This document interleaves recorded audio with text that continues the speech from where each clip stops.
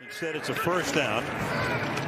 Try to get on the board toward the end of the half here. Wentz keeps his eyes downfield, throws into the end zone into double coverage, and that will be taken by Diggs. The result of the play is an interception by the defense for a touchback. First down, Dallas. That is close. If that knee is down, and the other part of it is if this. Yeah, you just got to keep fighting. That's the beauty of the position. You know, we are professionals. You know, so they're gonna catch some passes. You just gotta respond and keep competing throughout the whole game. And from a team aspect, we compete. I go to war with these guys any day.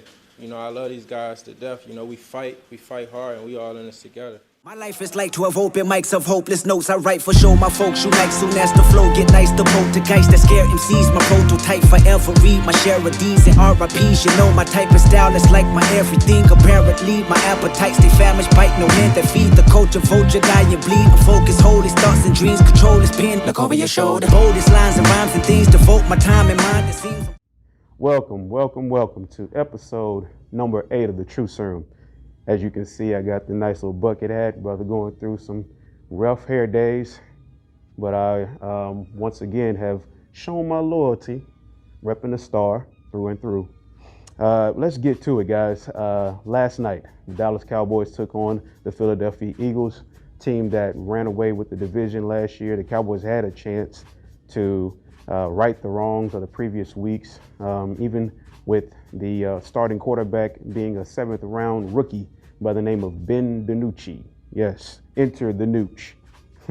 And I regret to inform you guys that, the Cowboys as a whole, like I said last week, they do suck. Now, here's the thing with them being a bad football team and suck, just being trash. You still have to give effort, though.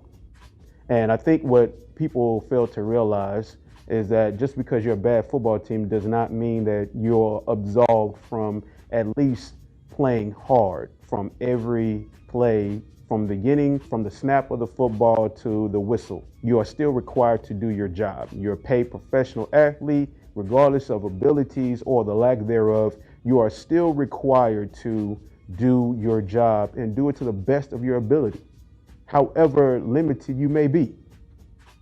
And we have watched this Cowboys team underperform, give excuses, then they'll turn around and say the right things, but then turn around and then perform with limited understanding as to what they're required to do. And then we got a bunch of saying, this is what the Cowboys need to do. And man, there's just too much going on right now, the COVID and the lack of an off season. Beyond all that, you're at practice every day. You have the communication with your coaches.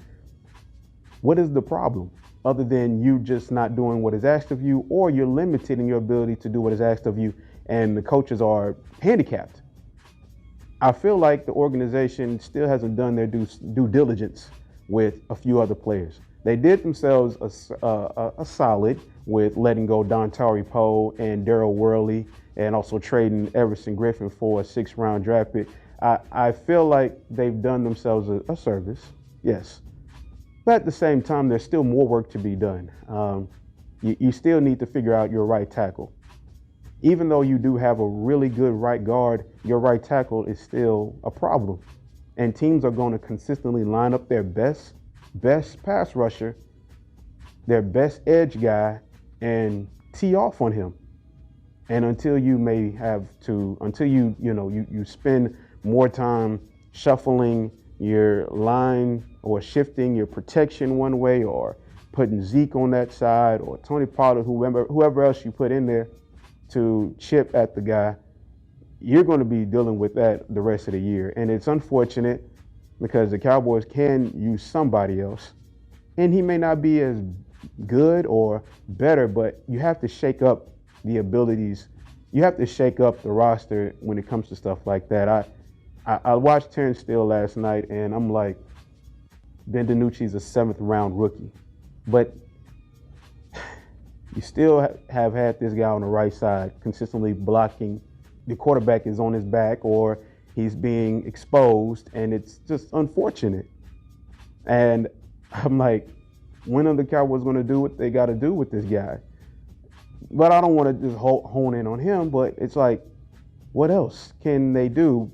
I really want to see what they can at least try someone else. The same thing with Jalen Smith. You paid him a lot of money, but the man obviously has issues with his eyes.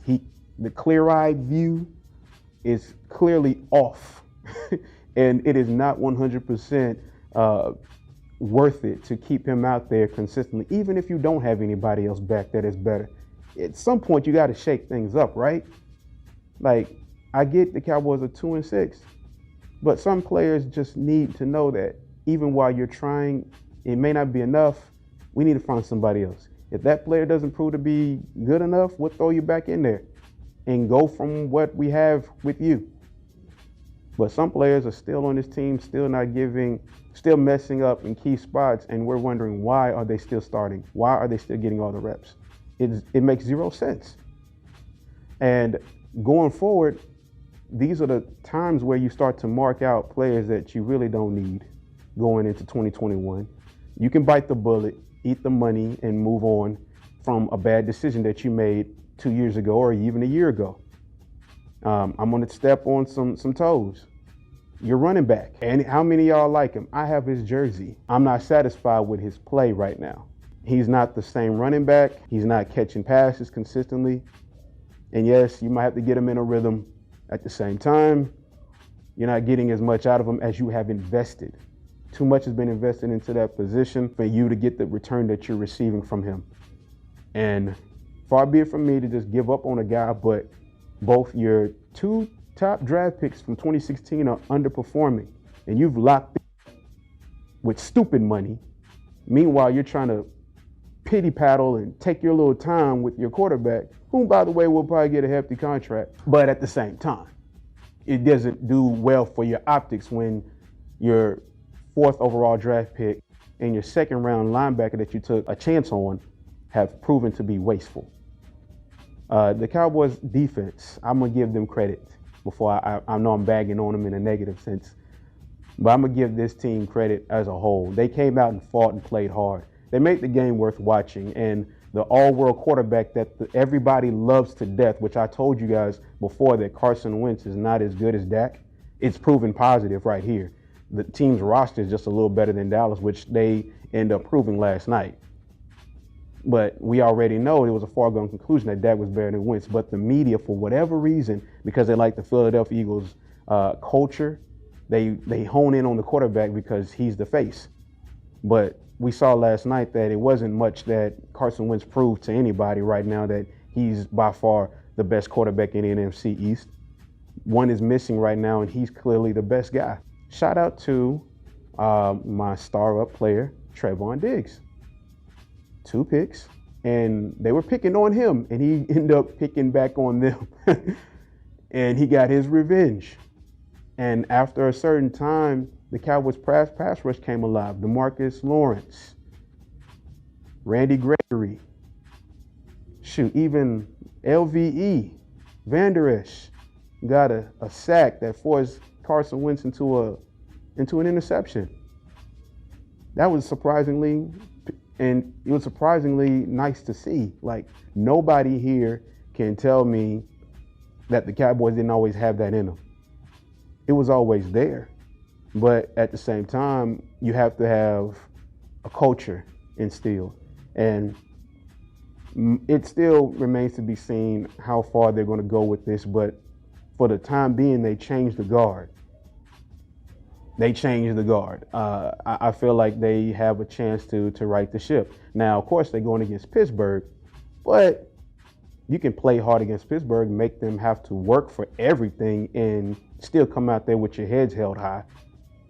I feel like that's saying something, because you're right now clearly outmatched when it comes to talent.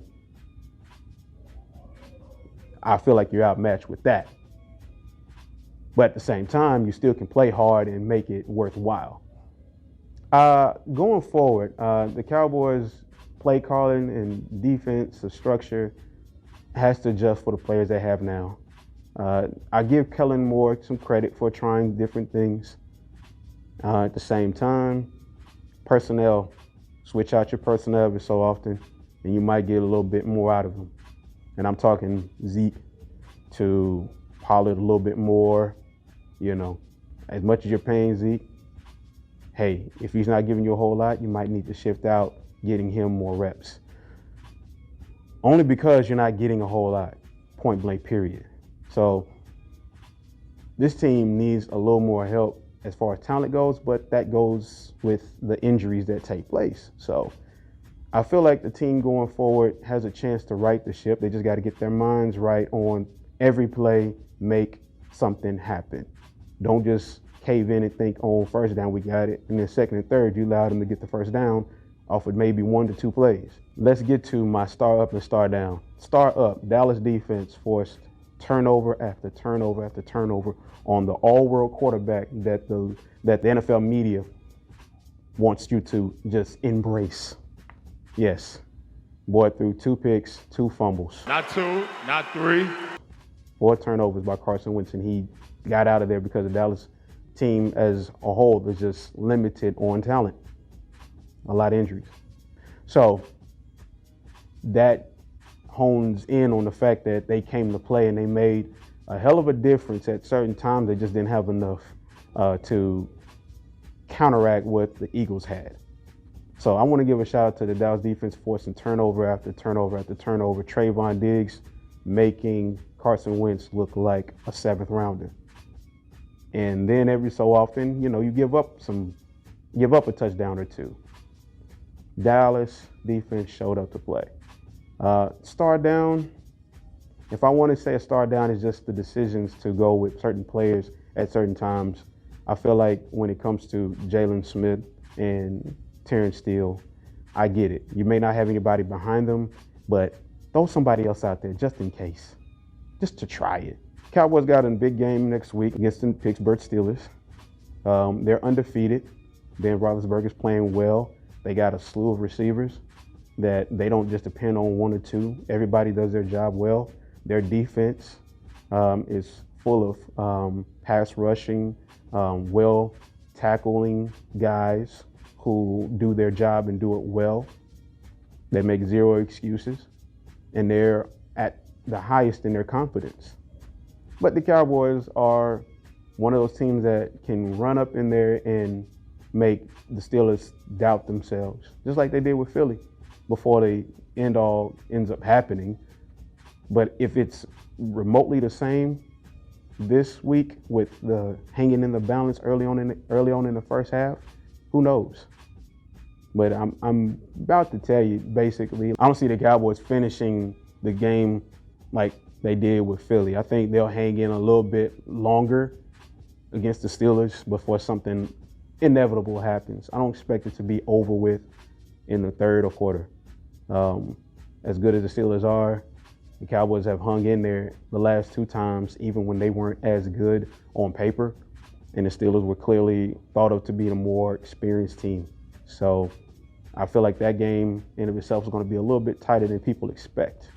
So I would expect them to fight, play hard, and consistently stay with them until the bitter end.